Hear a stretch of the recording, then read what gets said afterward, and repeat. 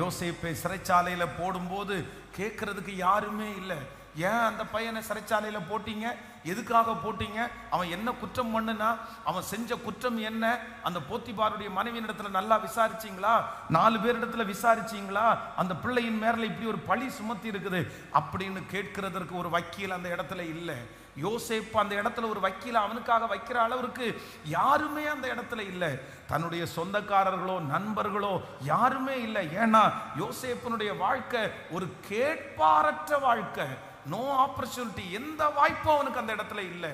அதே போல வேதம் சொல்லுது, அந்த யோசேப்பு கடந்து வந்த சகல பாதைகளிலையும் எங்கேயுமே யாருமே இல்லை. ஆனா இயேசு அவனுக்காக, ஆண்டவர் அவனுக்காக ராஜ அரண்மனையிலே கர்த்தர் ஒரு வாய்ப்பை திறந்தார். என் பிள்ளைய கேட்கறதுக்கு யாரும் இல்லைன்னு நினைக்கிறீங்களா? என் பிள்ளைக்கு வாய்ப்பே இல்லைன்னு நினைக்கிறீங்களா? என் பிள்ளைய கேட்கறதுக்கு ஒருவர் உண்டு.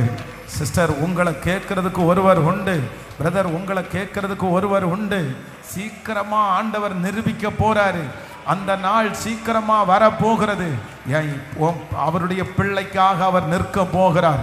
உங்களுக்காக எனக்காக அவர் நிற்க போகிறார். உங்களுக்காக எனக்காக அவர் வழக்காட போகிறார். அந்த இடத்துல எனக்காக ஆண்டவர் நிற்க போகிறார். எனக்காக அந்த காரியத்தை கர்த்தர் செய்ய போகிறார். எனக்கு ஒருவர் இருக்கிறார். எனக்கு ஒரு தேவன் உண்டு.